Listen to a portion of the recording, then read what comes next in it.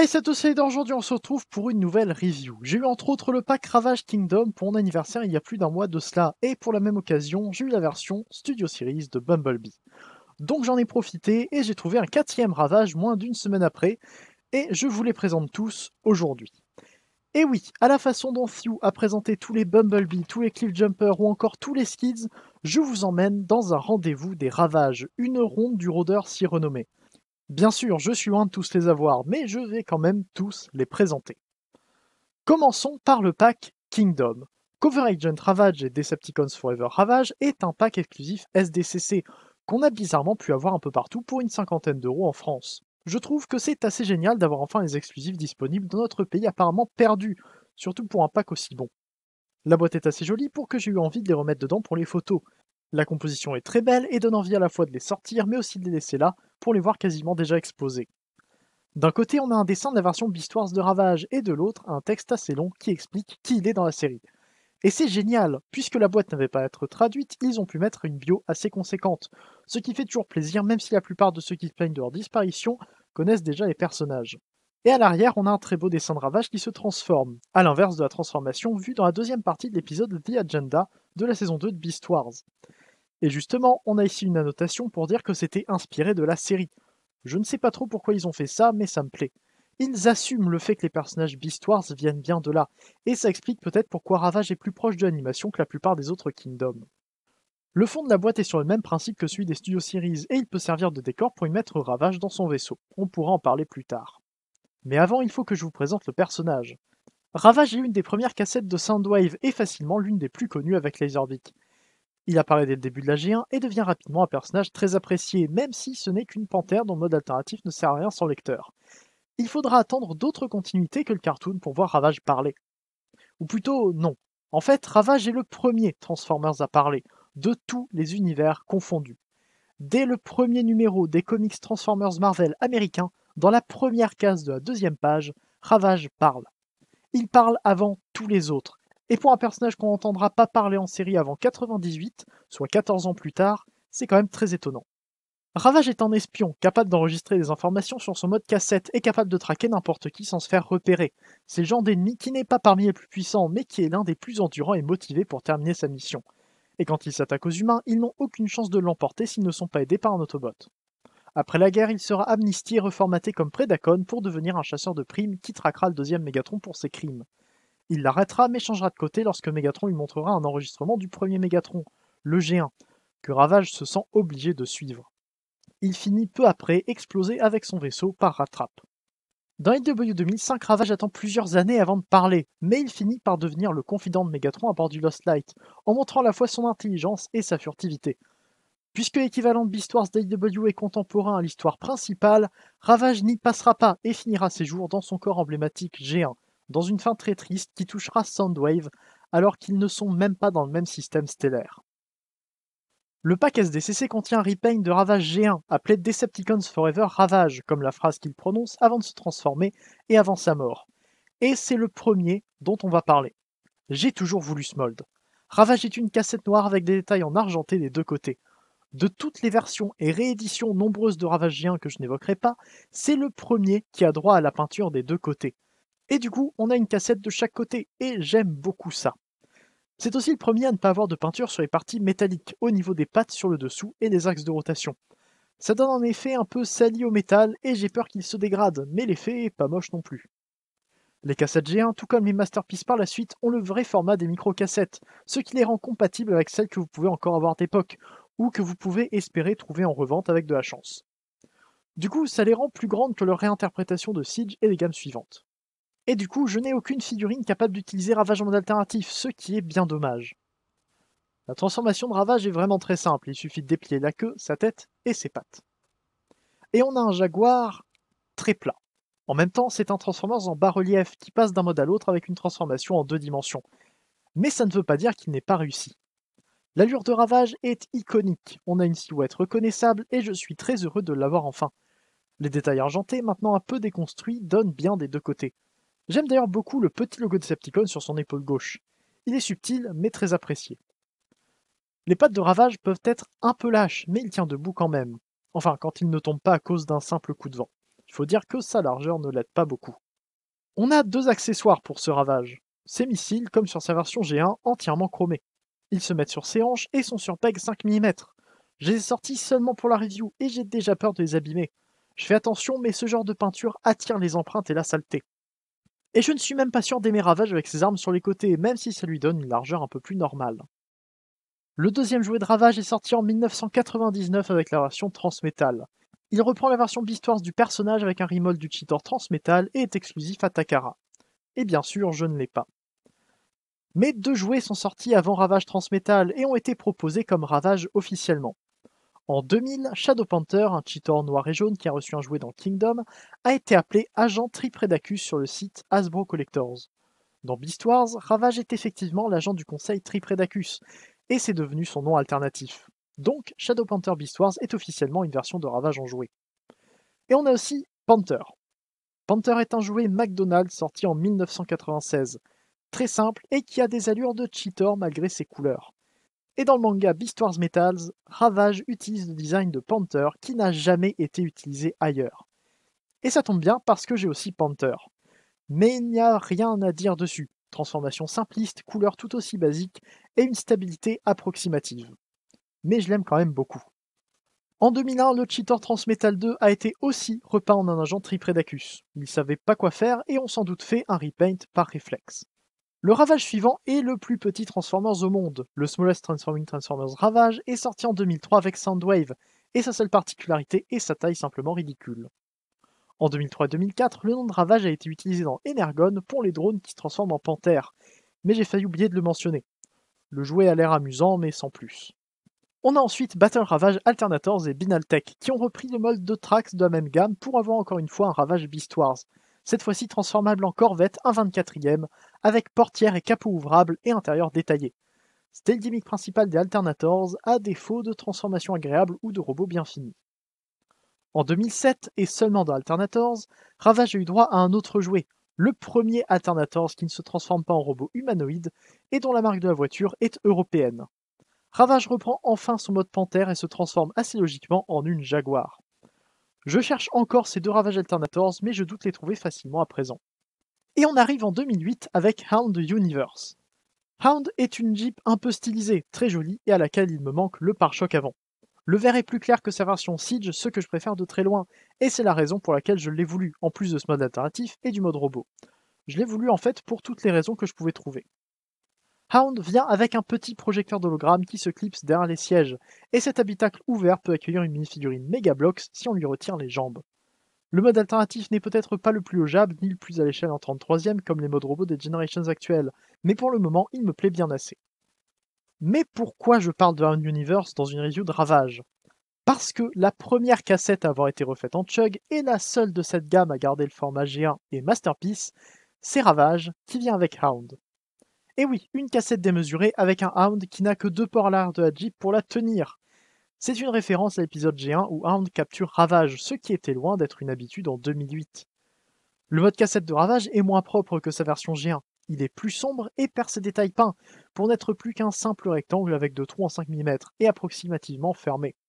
Mais on a un logo Decepticon en plein milieu.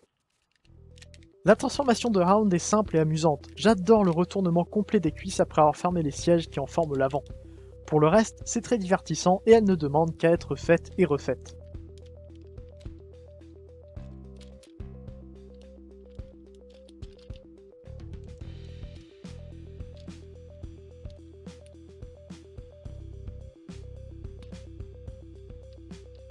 Et Ravage n'a rien à voir avec sa version G1. Il s'ouvre et se replie sur 2 sens différents pour proposer une transformation en 3 dimensions qui étonne sur une forme aussi simple. C'est parfois difficile de bien caler les pattes pour qu'elles bougent sans problème, mais ça se fait. Hound est beau en robot et donne une sensation de style animated qui me plaît pas mal, même s'il est donc pas trop dans la continuité des Transformers plus récents. Sa tête accuse son âge avec des détails effacés et un visage très plat sans trop de personnalité. Ses bras sont simples et ses jambes particulièrement arquées finissent avec des pieds énormes qui sont le principal facteur de son style particulier. Mais là où Hound est intéressant pour l'époque et qu'il peut prétendre à une place dans une collection actuelle, c'est grâce à des chevilles qui peuvent pencher en plus de l'articulation de transformation. Il en devient très expressif et bien plus vivant que s'il n'avait pas pu se tenir à plat sur le sol. Par contre, son arme est un problème dont tout le monde se plaint depuis déjà 14 ans. Elle tient sans problème dans sa main, mais le placement normal sur son épaule est ridiculement mal fait, au point où on penserait que ce n'était pas censé aller ici. Heureusement, ça peut tenir un peu avec la roue derrière, mais c'est quand même un gros défaut. Et Ravage donne enfin une version 3D de son design G1. Je l'aime beaucoup, il a un aspect tactile qui me plaît particulièrement et que je semble plus découvrir avec le tournage de cette vidéo. Par contre, on peut lui reprocher beaucoup de choses. Sa tête a une forme de décapsuleur qui me fait bien rire et les yeux peints sont assez jolis. Les pattes sont peintes un peu sombres et les lance-missiles moulés sur les hanches ne sont pas peints. Mais on peut lui donner des armes G1, ce dont je peux me passer. On peut reprocher à ce Ravage le corps trop arqué, qui marque un coude énorme en plein milieu et qui ne donne pas toujours bien. Et ça n'aide pas de ne pas pouvoir amener les épaules vers l'avant ou l'arrière. Sur les pattes avant, seule la partie basse est articulée. Pour l'arrière par contre, on a bien les deux axes pour les poser. Alors oui, c'est peut-être limité, et Ravage n'est pas le plus géant qui soit, mais je l'adore quand même. Et au moins j'ai présenté Hound en même temps que vous voyez depuis longtemps dans mes photos de groupe des voitures Autobot, qui sont peut-être d'ailleurs bientôt finies. Puis les films sont arrivés, et Ravage a été catapulté depuis un Soundwave satellite pour devenir un simple animal mécanique. Mais il a quand même une utilité pour le scénario grâce à l'injection douteuse de Reedman dans la base qui garde un éclat du cube, avant de se retrouver téléporté là où le film avait besoin qu'il apparaisse pour se faire détruire par Bumblebee. Niveau design en plus, ils ont pas fait n'importe quoi pour une fois. Enfin, sauf pour ce mode alternatif. J'ai la version Deluxe de Revenge of the Fallen et le Legends de Hunt for the Decepticons. J'ai peut-être mal transformé Deluxe, mais avouez que personne sait à quoi il est censé ressembler, donc les erreurs ne sont pas visibles tout de suite. Non vraiment, autant j'aime le Legends parce qu'il est mignon et que ses couleurs sont jolies et homogènes, mais j'ai vraiment du mal avec le Deluxe, même si j'adore les ailes et les panneaux latéraux. Il faut dire qu'il n'a que ça qui est ajouté pour le mode alternatif. C'est très bien pour le mode principal qui ressort sans aucun keyboard, mais ça enlève un peu d'intérêt à ce mode. Ce qui n'est pas quelque chose qui me dérange souvent, il n'y a qu'à voir Scorponok Movie que j'aime beaucoup. Le Legends à côté ajoute un nez à son mode projectile et devient plus large, ce qui lui donne presque une forme de vaisseau dont l'œil visible fait penser à un drone. La transformation du Legends est simple pour le passer en mode robot, mais dans l'autre sens, il faut trouver comment placer les pattes avant pour les tenir en place.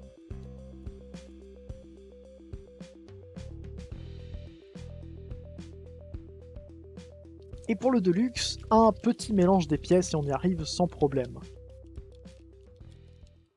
Le Deluxe est pas trop mauvais en robot. Le plus gros défaut est sans doute la tête, qui n'est pas articulée à cause du gimmick d'ouverture lorsqu'on tire un bouton sur le dos. Mais pour le reste, il est plutôt bien articulé et permet quelques poses sympas. Vous remarquerez d'ailleurs qu'il me manque la queue sur mon exemplaire. J'achète beaucoup de figurines en seconde main et plusieurs ici en font partie. Et le Legends reste mignon et bien articulé pour son époque et sa classe. Ball joint aux épaules et aux hanches, rotation aux griffes et aux genoux, en plus des canons et de la queue.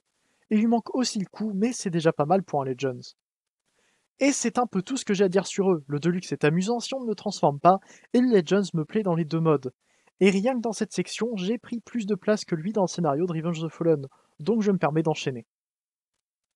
Ravage a eu une figurine particulière en 2009 dans Device Label.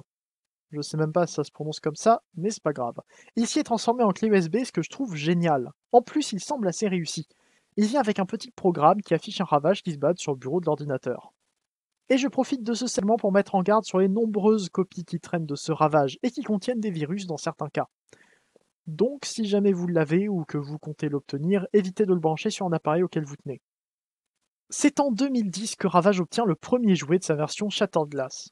Je n'ai jamais présenté Shattered Glass en review, donc j'en profite pour le présenter ici. Et la façon la plus courte de le faire, c'est de dire que tout y est inversé avec des Decepticons pacifistes et des Autobots cruels et dangereux. Ravage SG veut donc être vu par tout le monde. Il n'arrête pas de faire coucou pour se faire remarquer et poste beaucoup sur les réseaux sociaux, notamment Yatter, dont il arrive même à reprendre des tics de langage. Ravage Universe a été repeint en blanc pour devenir Ravage SG, mais d'autres jouets ont servi à le présenter. Le Ravage Transmétal de Takara et son repeint Tigatron, Tigerhawk Beast Wars, Razorclaw Universe issu du même mold, et Glit Kiss Players avec qui il partage les couleurs et le design. 2 ans plus tard, Ravage arrive dans la continuité alignée avec un jouet pour Fall of Cybertron que j'aimerais bien avoir et qui vient avec Rumble, un repaint du Frenzy qui vient avec Ratbat. Comme eux, il se transforme en disque qui loge dans le torse du Soundwave FOC Voyager et se transforme automatiquement en panthère par pression d'un bouton sur le dessous. L'année d'après, Ravage a été inclus sur le torse de Soundwave Beast Hunters pour remplacer Laserbeak. et j'ai rien de spécial à dire là-dessus. La même année, en 2013, Ravage a été fait en Masterpiece. Il a retrouvé son mode cassette et a vu pour la deuxième fois ses missiles intégrés à la transformation, et cette fois-ci pas en argenté. Il reste l'un des Ravage cassettes les plus articulés et le meilleur à mon goût. Là encore, beaucoup de copies existent et il est plus facile de les trouver que de trouver l'original.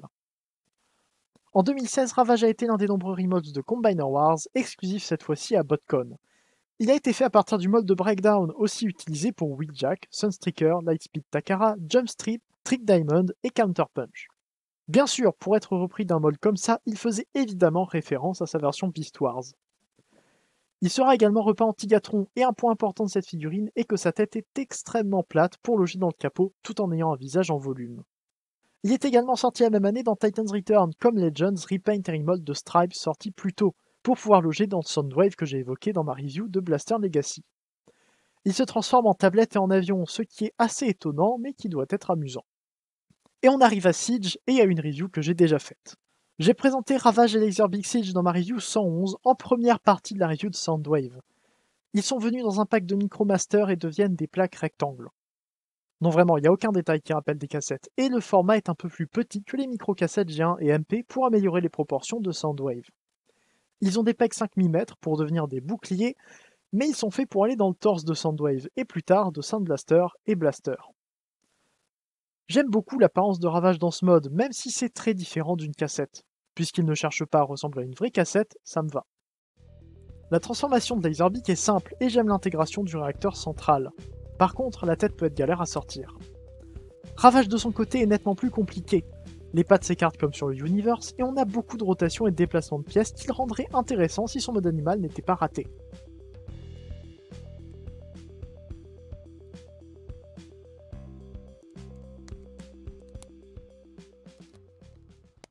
Laserbeak reprend son apparence cybertronienne de la G1 en remplaçant ses yeux par une grande visière jaune qui ressemble à un cockpit. Dans l'ensemble, même s'il manque un peu d'articulation aux ailes, il reste expressif et bien fait. Il a même des ports dédiés sur les bras de Soundwave pour aller se percher. Pour Ravage, il a compensé la largeur du G1 en devenant plus large que haut. Sa construction lui donne des épaules et des hanches très larges, ce qui n'aide pas son design. Je trouve ça un peu dommage. Niveau articulation, les 4 pattes bougent et le cou peut descendre, ce qui est finalement moins bien que le G1, dont le bout des pattes pouvait aussi bouger. Finalement, c'est bien Ravage qui mériterait le plus une refonte totale, alors qu'il est l'une des cassettes avec le plus de figurines différentes qui soit. Et on peut enfin terminer le pack SDCC du début de la review. Vous vous souvenez qu'on l'avait commencé? Ravage Kingdom, appelé Cover Agent Ravage dans ce set, est un mode quasiment totalement nouveau. Beaucoup pensent qu'il est un remode de Cheetor Kingdom, mais il ne partage pas tant de pièces que ça. Et il est vraiment excellent. Ravage doit être l'un de mes Kingdoms préférés et mon Kingdom Beast Wars préféré. Il a ici un mode panthère plus organique que mécanique malgré les cuisses visibles sur les côtés, et le dessous qui n'est que le mode robot. Ce n'est pas contre sa version Beast Wars puisque son mode alternatif est une cassette. Sa tête est très jolie et reprend bien son modèle d'animation, contrairement aux autres modes animaux de la gamme. C'est dû au fait que c'est également la tête du mode robot et qu'il s'autorise très peu d'interprétation là-dessus. On a donc une tête qui n'est dans la série que la tête du mode alternatif de Tigatron, placée sur un corps un peu modifié de Cheetor Transmetal, qui explique l'utilisation de Cheetor Kingdom sur cette figurine. J'espère que tout ça n'est pas trop flou pour vous. Sur cette tête, on a des yeux très bien représentés, qui semblent très vivants, et peints dans un rouge très vif qui ressent bien sur le reste des deux modes. Et lorsqu'on ouvre la mâchoire, on voit des applications de peinture ridiculement petites sur les dents. L'attention pour ce détail est géniale, et ça donne une sensation de figurine de très haute qualité. Le dos est très large et un peu plat, mais bizarrement, j'aime bien.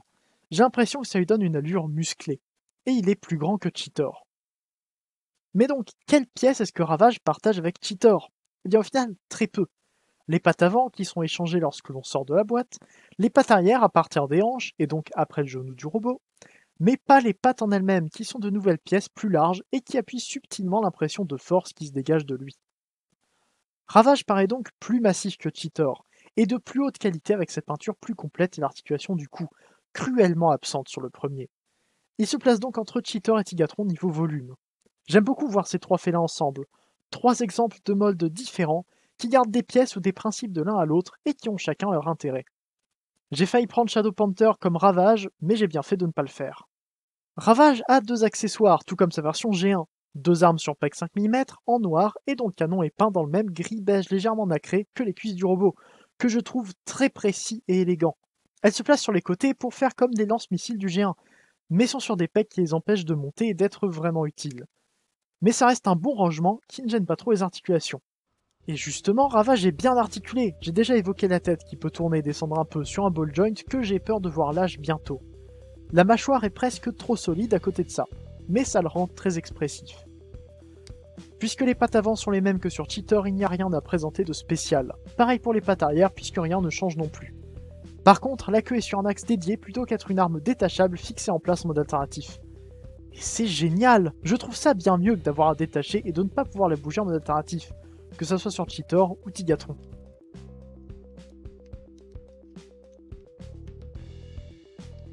La transformation de Ravage est simple et pour les jambes elle est connue. Ce sont évidemment les mêmes que sur Cheetor.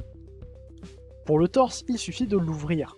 Les pattes avant prennent les espaces que prenaient les bras sur le dos, et les bras sortent de l'intérieur de la panthère et s'ouvrent très simplement. Et la tête, ainsi que le col du mode alternatif, se rabat pour prendre la bonne inclinaison pour le mode robot. Et quel mode robot! Il est magnifique! Bien sûr, je suis biaisé. Mon attachement pour Ravage, et surtout la version Beast Wars, est de plus en plus grand, d'où cette review extrêmement longue. D'ailleurs, merci beaucoup d'être resté jusque-là. Et là, on a un Ravage Beast Wars quasiment parfait. On a déjà vu sa tête, mais pas vraiment ce magnifique torse. Avec de petits détails asymétriques, il reste très propre et organique, tout en étant clairement mécanique. Quelques couleurs, un peu de doré, de rouge et ce superbe argenté encore plus visible sur les épaules et les cuisses, et on a bien un Ravage proche de l'animation. Il est large et donne l'impression d'être aussi fort que son mode alternatif. Les bras n'ont pas beaucoup de détails propres et paraissent presque trop fins pour le reste du robot, mais ça me va quand même. On a un logo Predacon sur une épaule, ce qui correspond à l'animation, mais que je regrette presque. Et pour les jambes, j'accepte un peu mieux le keyboard que sur Cheetor.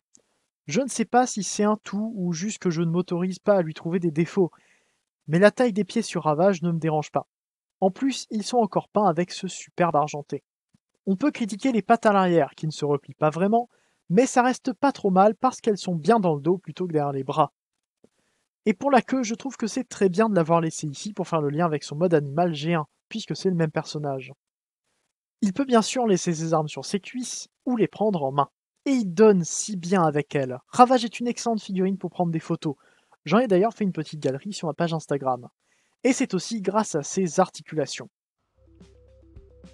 Mais bien sûr, il n'a pas grand chose qu'on n'ait pas déjà vu.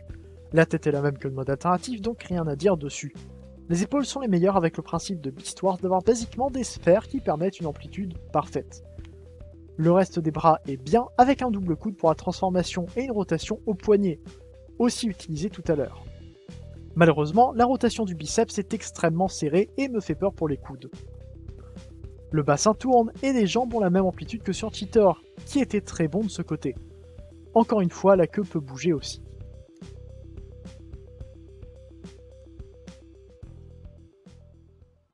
On peut aussi mettre Ravage dans le fond de sa boîte pour faire comme s'il était dans son vaisseau. Il y a même un petit tiroir scotché en place qui peut accueillir sa version G1. Ce qui est une excellente idée et me rend bien content que Ravage Kingdom vienne avec la version G1. Ça m'a permis d'avoir deux excellentes figurines d'un coup. Et rien que pour ça, je vous recommande le pack de Ravage qui est toujours disponible. C'est une excellente référence qui contient deux superbes figurines. Mais ce n'est pas tout. Ravage est apparu pendant quelques secondes dans le film Bumblebee en fin 2018. Il est assez stylisé comme tous les autres designs de ce film et a eu droit, plus de 3 ans après le film, à une figurine vendue dans la nouvelle classe Core des Studio Series. Cette classe permet d'avoir de plus petites figurines plus complexes que si elles venaient avec un plus grand robot pour plus cher. N'est-ce pas Willy? Et je n'ai que Ravage. Soundwave est beau, mais je peux m'en passer pour le moment. Il vient dans une belle boîte au même format qu'Iguanus que j'ai déjà présenté, et ce genre de boîte me plaît toujours autant. Ravage se transforme en cube. C'est littéralement un bloc sans trop de forme ni de couleur précise. Donc c'est pas le plus intéressant à présenter, sauf pour montrer que les détails sont très fins et que les applications de peinture sont très précises. Ravage vient avec pas moins de 4 accessoires, ce que je trouve génial. On a 2 petits missiles sur pack 3 mm, une batterie de missiles minuscule sur la même connexion, et une arme argentée un peu bizarre. Les 3 premiers se placent sur le pavé, mais c'est assez peu intéressant. La transformation de Ravage est plutôt complexe pour sa taille, surtout pour détacher les pattes et les placer correctement. C'est surtout la petite taille de beaucoup de pièces qui rend la manipulation compliquée à réaliser, mais dans l'idée c'est très simple. Il suffit juste de le déplier. C'est un peu plus compliqué pour le ranger comme il faut, et je suppose que c'est plus compliqué si on veut le faire loger dans Soundwave après. Et en mode animal, Ravage est encore très beau. Regardez cette peinture, toutes ces pièces mobiles et tous les détails partout. Une petite pièce de collection à n'en pas douter. Je trouve quand même bizarre que Ravage soit si bariolé. Enfin, il est censé être noir dans la G1, et à la différence de tous les autres designs de Bumblebee qui ont une référence directe et quasiment identique à leur modèle final, Ravage est noir, blanc, gris, rouge et a même du bleu. C'est assez unique, et même la tête ressemble presque plus à celle d'un loup qu'à celle d'un félin quelconque. Mais ce n'est pas un défaut, et encore moins un du jouet. C'est juste un détail du film, un choix étonnant mais au final sans gravité. Les missiles de Ravage se mettent sur ses hanches à la façon G1 et la batterie de missiles se place derrière son cou. Pour le dernier accessoire, il va sous Ravage mais plutôt un accessoire en plus pour Soundwave, qui permet de refaire son arme de poing G1. Il est assez petit mais je trouve que ça va pour un corps classe, surtout avec ses articulations. Il rentre très bien avec les autres Studio Series de Bumblebee que je n'ai pas tous présentés mais qui arriveront un jour. Et justement, niveau articulation, on a de quoi jouer. Le cou bouge de haut en bas et la mâchoire s'ouvre. Chaque patte est sur un ball joint et a au moins un coude et la cheville. Les pattes arrière ont en plus une articulation au milieu des tibias pour leur donner leur arc caractéristique. Même la queue peut aller vers le haut et le bas.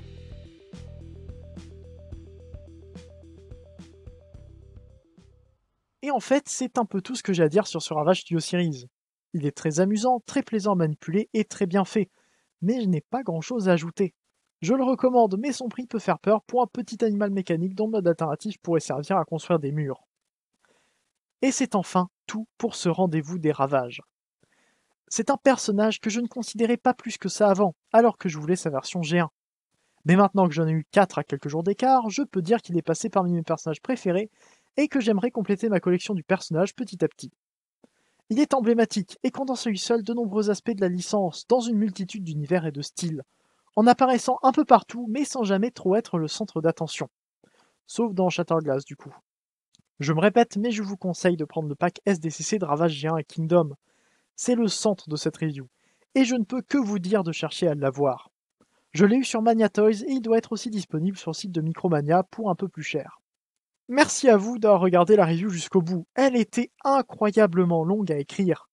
J'ai 9 pages de script, ce qui est le plus long que j'ai jamais eu à écrire pour une review, et j'espère que les retours seront aussi bons qu'ils le sont d'habitude, ce pourquoi je ne peux que vous remercier. Je vous laisse en dessous le lien pour mon Utip si jamais vous avez envie de me soutenir. Abonnez-vous également pour ne pas louper mes prochaines reviews. Faites aussi un tour sur l'Arche sur Discord pour discuter avec le fandom francophone. On se retrouve bientôt pour une prochaine vidéo, je l'espère, plus facile à faire. C'était Hider, fin de fin un jour, fin de fin toujours et salut.